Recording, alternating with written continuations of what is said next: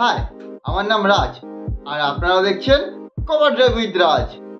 তো আমি আজকে যে ম্যাচটা নিয়ে ডিসকাস করব সেটা হচ্ছে ইন্ডিয়া ভার্সেস ইংল্যান্ড, সেকেন্ড সেমিফাইনালটা হলো সেইটা নিয়ে।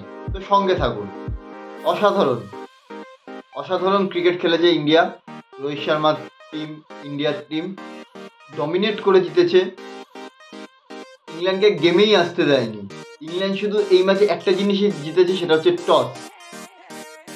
যারা আমার প্রি রিভিউ দেখেছে, আমি যেটা ইন্ডিয়া ভার্সেস ইংল্যান্ড সেমিফাইনালের আগে প্রি রিভিউ করেছি, আমি কিন্তু ডিটেলসে বলেছিলাম যে টস ভাইটাল হবে। যে টিম টসে জিতবে তাদের প্রথমে ব্যাটিং করা উচিত। দুটো টিমের কাছেই পাওয়ার প্লে ভাইটাল হবে, কেন উইকেট স্লো। যত ম্যাচ যাবে তত উইকেট আরও স্লো হবে, আর সেকেন্ড ইনিংসে উইকেট আরও স্লো হবে। তো দুটো টিমের কাছেই power play must important.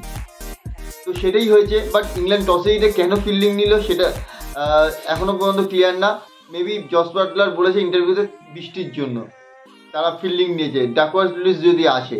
And ইন্ডিয়ার স্পিনাররা কিন্তু এফেক্টিভ হবে এই পিচে। আমি বলেছিলাম ইংল্যান্ডের মিডিল অর্ডার কিন্তু পাওয়ার হিটার আছে, বাট এক্সপিরিয়েন্স শুধু হাই কোয়ালিটি স্পিন খেলা জনি বেস্ট আর মঈন আলী। ইংল্যান্ডে কিন্তু সেই স্পিনিং খেলা, সেই টেকনিক বা সেই কোয়ালিটি স্পিন খেলা সেই এক্সপিরিয়েন্স নেই। তো সেটাই হলো অক্ষর, কুলদীপ, জাদেজা কিন্তু স্পিনে কিন্তু ইংল্যান্ডের মিডিল অর্ডারকে দাঁড়াতেই দেয়নি।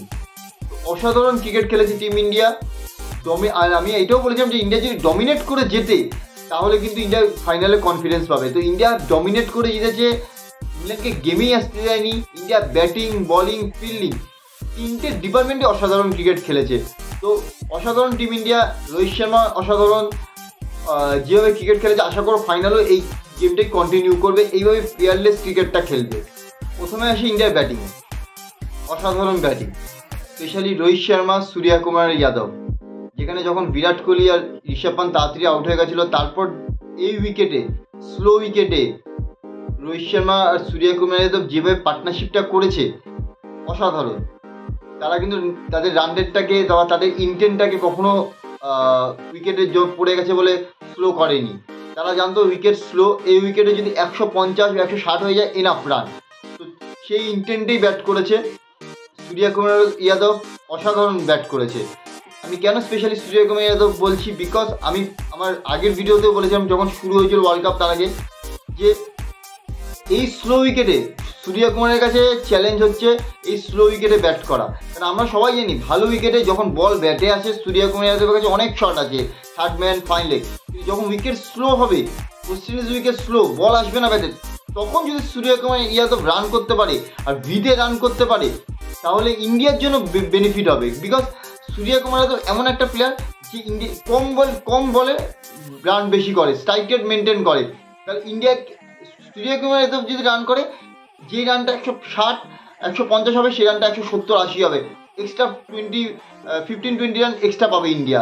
তো সূর্য কুমার যাদবকে মিডল অর্ডারে রান করা খুব ইম্পর্টেন্ট স্লো উইকেটে। তো সূর্য কুমার যাদব ওয়েস্ট ইন্ডিজের এই উইকেটে রান করছে, এটা ইন্ডিয়ার জন্য অনেক বড় প্লাস পয়েন্ট।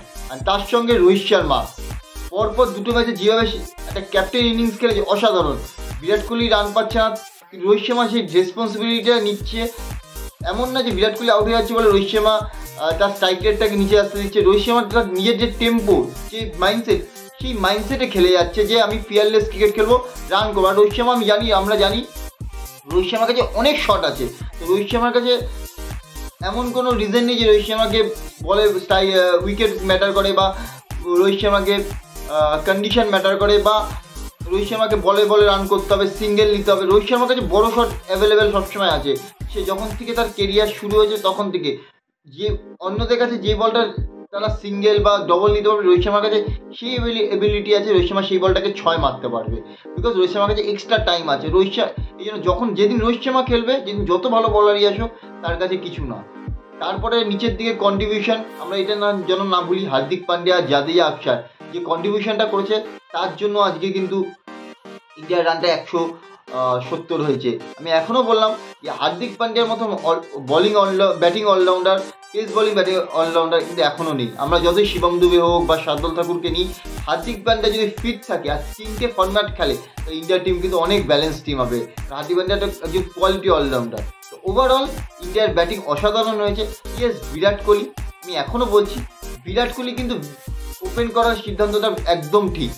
আমি এখনও বলছি ওপেন করার সিদ্ধান্ত, হয়তো আমার সঙ্গে অনেকে এক হবে না, বিরাট কোহলিকে ফার্স্ট ডাউন আসা উচিত, বাট আমি এখনও মনে করি বিরাট কোহলি ওপেন করার খেলাটা এখনও ঠিক। বাট বিরাট কোহলি যে টাইপের প্লেয়ার, যে ক্রিকেটার, যেভাবে সে সাকসেস পেয়েছে T20 ক্রিকেটে, সেইভাবে খেলা উচিত। বিরাট কোহলি এসে বড় শট খেলার প্লেয়ার না, সে সিঙ্গেল নেবে, ডবল নেবে, ইনিংস বিল্ড করবে, তারপর সে তার কনফিডেন্স পাবে, তারপর সে তার বিরাট কোহলি সে ক্রিকেটটা খেলবে, বড় শট খেলবে। তো তার মধ্যে সে বাজে বলকে গ্যাপে শট মেরে 4 মারবে, বাজে বলকে 6 মারবে। বিরাট কোহলি যেইভাবে ক্রিকেটটা খেলছে, অর্থাৎ এটা টিম ইন্ডিয়ারই প্ল্যান, এসেই বড় শট মারতে হবে, সেটা বিরাট কোহলি টাইপের খেলা না। তো বিরাট কোহলি যে টাইম নেয়, বিরাট কোহলির মতন খেলে, তো বিরাট কোহলি ফাইনালে রান করবেই করবে। আর ঋষভ পান্ত ইউএসএতে ভালো খেলেছে, বাট তখন সে ইউএসএতে বল ব্যাটিং কন্ডিশন না হলেও বল ব্যাটে আসছিল। তো ঋষভ পান্তকে এটা দেখতে হবে, এটা স্লো উইকেট, আর্লি যেন না খেলে, বলকে আসতে দিতে হবে আর বলের জন্য ওয়েট করতে হবে, কারণ স্লো উইকেট, এটা স্লো উইকেট। তো আশা করবো ঋষভ পান্ত, বিরাট কোহলি, যারা দুজন রান পায়নি সেমিফাইনালে বা তার আগে সুপার 8-এ, তারা ফাইনালে রান করবে। আর বিরাট কোহলি একটা ফাইনালে বড় রান ওয়েট করছে। আমি এক্সপেক্ট করি যদি বিরাট কোহলির মতন খেলে টাইম নিয়ে, তো বিরাট কোহলি ফাইনালে একটা বড় রান আসবে। তা ওভারঅল ইন্ডিয়ার ব্যাটিং অসাধারণ। রোহিত শর্মা, সূর্য কুমার, হার্দিক, নিচের দিকে জাদেজা, অক্ষরের কন্ট্রিবিউশন অসাধারণ ইন্ডিয়ার ব্যাটিং। এবার আসি ইন্ডিয়ার বোলিং সম্বন্ধে। অসাধারণ ইন্ডিয়ার বোলিং। আমি প্রথম দিন থেকে বলে আসছি, India as a bowling unit bowl করছে। বুমরা আমরা জানি ওয়ার্ল্ড ক্লাস বোলার, বাট বুমরার সঙ্গে যারা বল করছে, অর্শদীপ হোক, কুলদীপ হোক, প্রথমে সিরাজ ছিল, হার্দিক পান্ডিয়া, জাদেজা, তারাও কিন্তু অসাধারণ করছে। বাট তারা রান লিক করছে না। বুমরা এমন হতে পারতো যে বুমরা ভালো বল করছে, এদিক দিয়ে যে আসছে সে রান লিক করছে, সেটা হচ্ছে না। দুদিক থেকে প্রেশার আসে অপোনেন্টের কাছে, তো তাদের কাছে বুমরাকে তো রান করতে পারছে না, উল্টো দিক দিয়েও রান হচ্ছে না। তো তাই জন্য কিন্তু অপোনেন্ট কিন্তু প্রেশারে আছে। তো as a bowling unit India কিন্তু বেটার বল করছে। আর এই ম্যাচটার ব্যাপারে বলবো, স্পেশালি অক্ষর প্যাটেল আর কুলদীপ যাদব। আমরা জানতাম ইংল্যান্ডকে যদি এই রানটা চেস করতে হতো, ইংল্যান্ডকে কিন্তু পাওয়ার প্লেটা ইউজ করতে হতো। পাওয়ার প্লেতে যদি 70-80 হয়ে যেত, তাহলে কিন্তু ইংল্যান্ডের কাছে এই রানটা চেস করা ইজি হয়ে যেত। বাট পাওয়ার প্লেতে অক্ষর প্যাটেল, মেনলি জস বাটলার, কারণ জস বাটলার অনেকদিন ধরে IPL খেলে, অনেকদিন ধরে ইন্ডিয়ার উইকেটে খেলে, তো জস বাটলারের কাছে কিন্তু এই উইকেট কন্ডিশন কিন্তু অনেকটা অ্যাডপ্ট করেছে, জানতো। বিকজ সে আগে যেরকম এখন চেন্নাই উইকেট আছে, বা আগে দিল্লির উইকেট ছিল, আগে কলকাতার উইকেট ছিল, সেখানে স্পিন ধরতো। তো জস বাটলার কিন্তু ভাইটাল উইকেট ছিল, যেটা অক্ষর প্যাটেল এসে নিয়েছে। তারপর ফিল সল্ট, আমরা জানি ফিল সল্ট কলকাতার হয়ে যখন খেলছে কতটা ডেঞ্জারাস, বা এই টুর্নামেন্টে কতটা ডেঞ্জারাস। ফিল সল্টকে জসপ্রীত বুমরা আউট করেছে। তো অসাধারণ bowling, spinning, pacer spinner combination অসাধারণ। তারপর মিডিল ওভারে এসে কুলদীপ যাদব, অক্ষর প্যাটেল, দুজনে ইংল্যান্ডের ব্যাটিং অর্ডারটাকে এক্সপোজ করেছে, মিডিল অর্ডারটাকে, কেন তাদের কাছে লেস এক্সপিরিয়েন্স আছে কোয়ালিটি স্পিনার খেলা। স্পিনার খেলা এক্সপিরিয়েন্স আছে, বাট কোয়ালিটি স্পিনার খেলা এক্সপিরিয়েন্স কিন্তু তাদের কাছে নেই। তারা কিন্তু এক্সপোজ করেছে। কুলদীপ যাদবের পেস অক্ষর জাদেজার থেকে কমই থাকে। এই উইকেটে যখনই পেস দিয়েছে তখনই কিন্তু রান হয়েছে। যেমন জাদেজা পেস দিয়েছে 95 to 97 করেছে, রান হয়েছে জাদেজার বলে।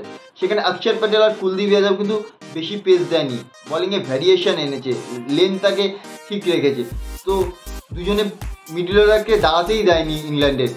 তো দুজন স্পিনাররা আউটস্ট্যান্ডিং বল করেছে। অক্ষর প্যাটেল 3টে উইকেট নিয়েছে, ম্যান অফ দ্য ম্যাচ হয়েছে। কুলদীপ যাদব উইকেট পেয়েছে, তার সঙ্গে সঙ্গে জসপ্রীত বুমরা তো ওয়ার্ল্ড ক্লাস, অসাধারণ। প্রথমে গিয়ে উইকেট, শেষে উইকেট। এই ম্যাচে অর্শদীপ উইকেট পায়নি, নেভার মাইন্ড, ভালো বল করেছে। হার্দিক পান্ডিয়া ভালো বল করেছে। তো as a bowling unit India ভালো বল করছে। আশা করবো এই ফর্মটাকে কন্টিনিউ করবে ফাইনালে সাউথ আফ্রিকার সঙ্গে। আমার একটা জায়গা মনে হচ্ছে, একটা জায়গায় ইন্ডিয়া একটু ল্যাক করেছে, যেটা হচ্ছে শিবম দুবের জায়গাটা। শিবম দুবেকে যদি যখন রোহিত শর্মা আউট হলো তখন নামাতে পারতো, বা হার্দিক পান্ডিয়া জাদেজার আগে নামাতে পারতো, কারণ শিবম দুবেকে নেওয়া হয়েছে স্পিন খেলার জন্য। যে সে স্পিনটা ভালো খেলে, বড় শট মারতে পারে, কিন্তু তাকে নামিয়েছে জাদেজার পরে। আর শিবম দুবেকে রান করতে হবে শেষের দিকে এসে, বিকজ তাকে নেওয়া হয়েছে ওয়েস্ট ইন্ডিজের কন্ডিশন মাথায় রেখে রান স্পিনারকে অ্যাটাক করার জন্য। প্রতিদিন রোহিত শর্মা নাও চলতে পারে, সূর্যকুমার নাও চলতে পারে, তাকে এসে নিচের দিকে রান করতে হবে। আর শিবম দুবে যখন নেমেছে, এটা টেকনিক্যাল কথা, যারা ক্রিকেট জানে তারা বুঝবে, শিবম দুবে যখন নেমেছে সে অলরেডি তার মাইন্ডে ছিল তাকে শর্ট বলে, যখন তো সে মাইন্ডেই থাকে কারোর কোনো ব্যাটসম্যানের যে আমি শর্ট বলের জন্য ওয়েট করে, তার সামনে পায়ে মুভমেন্ট চলবে না। তো জর্ডান তাকে শর্ট বল না করে সামনে করেছে, তার পায়ে মুভমেন্ট চলেনি, তার ব্যাট গেছে নিট লেগে জস বাটলারের হাতে।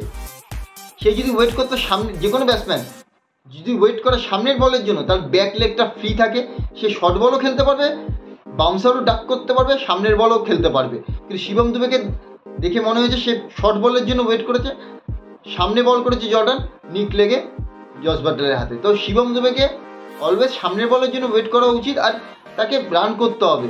আর ইন্ডিয়ার উচিত, আমার মনে হচ্ছে ইন্ডিয়ার এই জায়গাটা একটু মিস্টেক হয়ে গেছে, ইন্ডিয়ার উচিত ছিল শিবম দুবেকে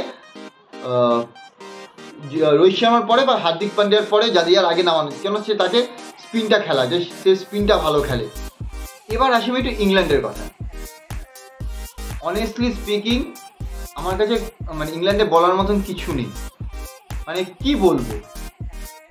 ফার্স্ট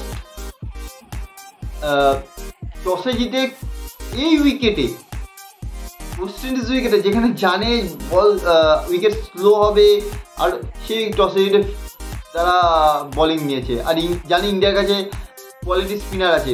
জস বাটলারকে প্রেস কনফারেন্সে জিজ্ঞেস করে তারা, সে বলছে যে বৃষ্টি আসবে, ডাকওয়ার্থ লুইস আসতে পারে, সেই জন্য। তো বৃষ্টি তো আসেনি, বাট ইন্ডিয়ার রানের বৃষ্টি আর ইংল্যান্ডের উইকেটের বৃষ্টি এসছে। তো বৃষ্টিটা হয়তো আমাদের জন্য ভালো হয়েছে, বৃষ্টির নিউজটা। এই থিঙ্কিংয়ে ইংল্যান্ড প্রথমে ফিল্ডিং নিয়েছে, না হলে মেবি হয়তো তারা ব্যাটিং নিত। ব্যাটিং নিলেও আমার মনে হয় না ইন্ডিয়ার যে কোয়ালিটি স্পিনার, তার সামনে হয়তো মিনিমাম 130-140 করতে পারতো। সেটা ইন্ডিয়ার জন্য সেকেন্ড ইনিংসে একটু হয়তো, ফার্স্ট ইনিংসে যতটা ভালো হয়েছে, কারণ ফার্স্ট ইনিংসে উইকেট ফ্রেশ উইকেট, বা সেকেন্ড ইনিংসে খেলার পর যতই রোলার ইউজ করুক, বাট উইকেটটা একটু ভাঙে, বা ওয়েস্ট ইন্ডিজের কন্ডিশন ড্রাই কন্ডিশন, তো একটু ডিফিকাল্ট হতো। বাট যাই হোক, বৃষ্টির নিউজ আমাদের জন্য ভালো হয়েছে, ইন্ডিয়ার জন্য ভালো হয়েছে। টসে জিতে আমাদের ব্যাটিং করতে পাঠিয়েছে, আমরা বোর্ডে রান করেছি। আর এই উইকেটে 150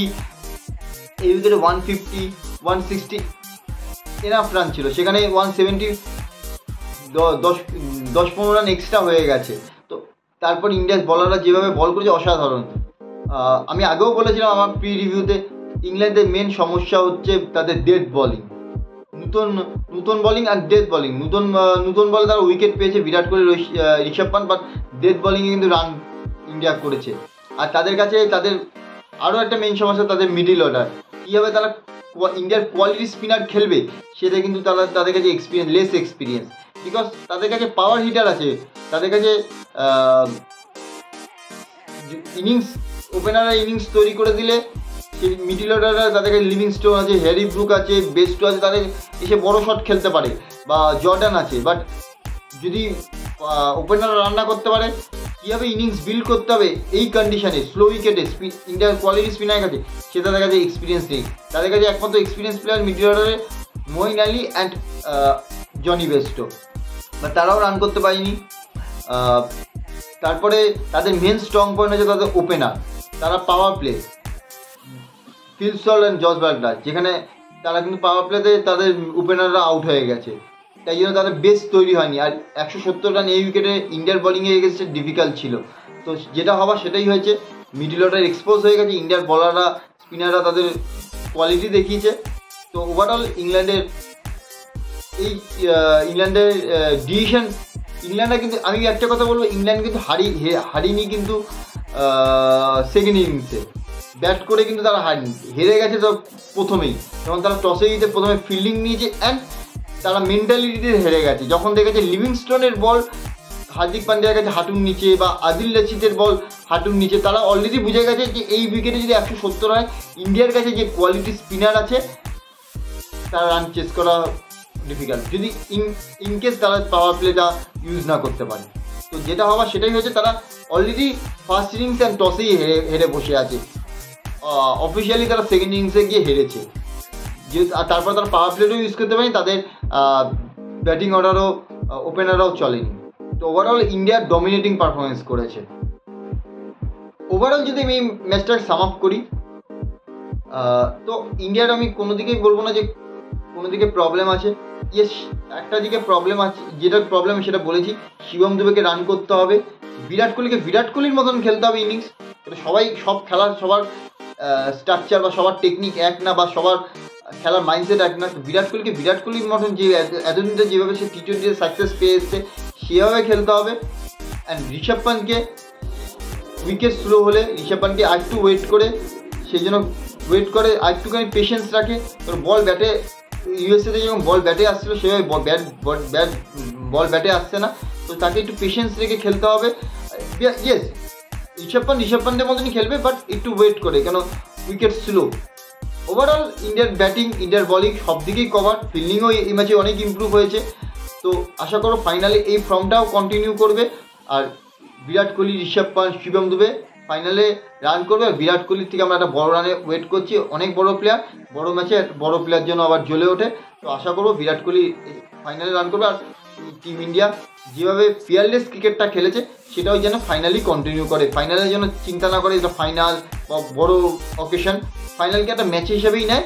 এরা ম্যাচ খেলছি, এই ম্যাচটা আমাদের 100% দিতে হবে। আমাদের প্রসেসকে যেভাবে প্রসেসটাকে ফলো করতে হবে, যেভাবে ক্রিকেটটা খেলে এসেছি পুরো টুর্নামেন্ট সেভাবেই খেলতে হবে, জাস্ট একটা গেম। আশা করবো ইন্ডিয়া এই টুর্নামেন্টটা জিতবে আর ফাইনালে বেটার পারফরমেন্স করবে। তো আপনাদের যদি আমার এই ভিডিওটা ভালো লেগে থাকে, আমার অ্যানালিসিসটা ভালো লেগে থাকে ইংল্যান্ড ভার্সেস ইন্ডিয়া যে সেমিফাইনালটা হলো সেটা, তো প্লিজ আমার এই ইউটিউব চ্যানেলটাকে আপনারা লাইক করবেন, শেয়ার করবেন, কমেন্ট করবেন, সাবস্ক্রাইব করবেন, আর পাশে থাকা বেল আইকনের বাটনটাকে ক্লিক করে দেবেন, যাতে আমার যে কোনো ভিডিও নোটিফিকেশন সবার আগে আপনাদের কাছে পৌঁছায়। আর আমার একটা ফেসবুক পেজ আছে যেটার নাম কভার ড্রাইভ উইথ রাজ, তো সেই ফেসবুক পেজটাকে আপনারা লাইক অ্যান্ড ফলো করে দেবেন। Thank you so much.